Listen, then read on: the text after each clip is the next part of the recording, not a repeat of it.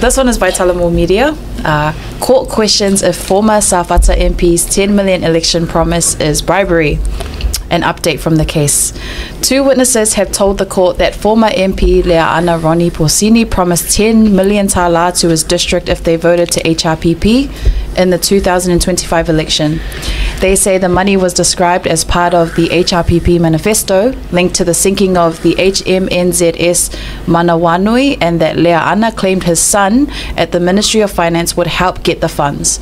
One witness also said that at a campaign meeting in July, $1,500 was handed out to people in attendance. A campaign team member said the money came from the district council, not Lea'ana himself.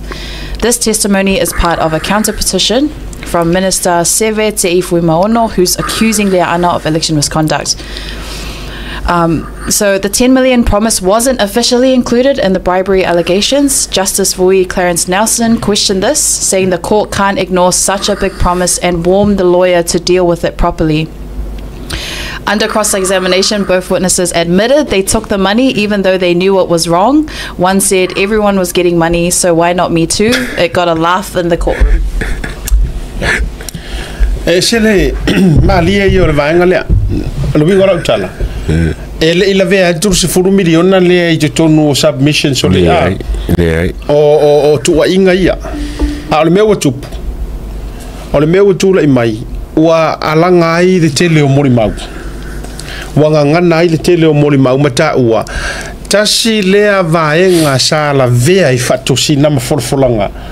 ale ana Ronnie Porcini na fola ile sifuru miliona lea e maua Safata pe atula i mali HRPP now le ya tawa walanga nga faila ukala ilunga i tasio la u post no fayatu logo winga wale vanga ilo ile uba nga le sifuru miliona mo wale vanga ilo kula epa ai pe sa fa nga foi lele a tu mai loa fa pe ro Safaka pum o miliona nga mai de HRPP ya pole hala oi mai loa wa ka mi nga fiame porque minha lá que tem que afirmar mas le liki mai le mele ai que eu me siringa langa o favor valer ka kare posing o koso que moronga kari la fenga ronga mkanga luenga kupe so le ta fiola ami o que le sabe le iskama kila ko dise me ya mor kama favor valer o koso ko longa kari e famo ku langa promise le fai e famo ku langa mele o ka au ko ke pole ele su milionga a fa ko ke masa salo o le lo kali o so sangi fingal mele ma vai e fa nganga la kali ya jaula ia tu lo ma fa ya fa masino Nelson Judge Nelson Vui Nelson Clarence Nelson fa mai ele ma fo balanga le tau fina wa tu lo ia le na fa pe mai sorry ele o le ko inga fam kalanga ile la vea ko kongo o morianga ma me pisa ngai le petitions e fa to singa ai fa mai le jali le fionga fam sino e te le nei forfolanga ele mfinka ko ave se ama melia la ngai sa ori e ke le forfolanga e ke le palo ka mo e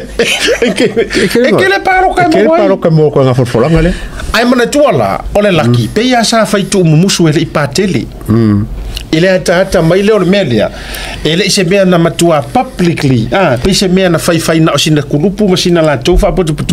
por upo la se a ko ka me le tu mono ai fa pe nei le fai ngor melia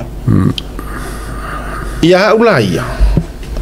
e ma fai no te fa pe atu ilo ma fo ngo bailanga ile o samsingo ai o tato uma tu load fa fonga la tunu e fa nga uma o tato ma fo fa common sense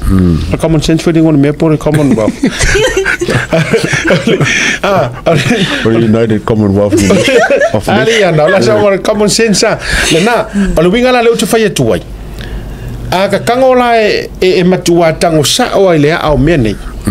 e ma faingo ka kango dismiss i le fa singonga le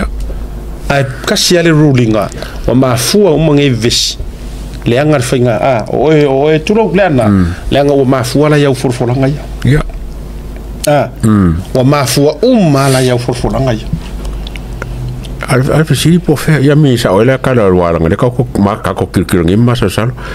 o fea no ingo negotiation leo kai mi wole wanga yai a sa ngo fongo fo ma ba nga le ya nga fie me an ka yai ngo ka fie me akulepa ka o fi kulepa la ba nga yo solo ka ko kamo wa kamare ese ma so ko palmi ya le wo so fai tunga wo so fai le talitonu ina le palo talo yai masesi o le mela pito ile anga wala o ia le kan ya o ia le kan ko ia ko wale na ru avere minister le la wo so tu nei mana me fa pe e mama le mela le ka ki fa ia kuai neo ai to tiri to fo jahana le story le o I ko wale le ma fu ai le ta wa le ta tau vala au le yeso uma karunga uma mel paloka a e fa longo ko ke mama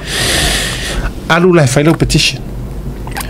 ai a e fa fonga ku e ke makuasi dia ku parpala o fa ko singa ka fai ngai lor kanga kana fa u ia Faamoe Lau Uapako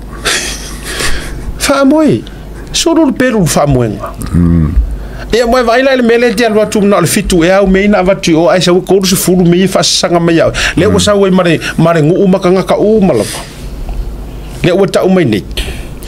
ya ai si dia o ke akala ka dia diskanga ka dia ka di mai ya Fama o ia se sila kiki ia nga bare ka ka be ku ia be ku ia la me nga fama ia nga o le vale le kadi ya di la fai uma ka uma la le fai fo ya ha kadi ko nga kadi or kadi fama ongi le kadi fama ongi sa warnga wala bisi le ko le fama si wala me nga kadi ya fama ya wa vale di le kadi ya di ole wala ka fama singo wala nga kadi sa ole wang fa ku ngai o kiri fa nga ngwaru ku fa ye le ka kai ro ele kan ko nga avetai ya yo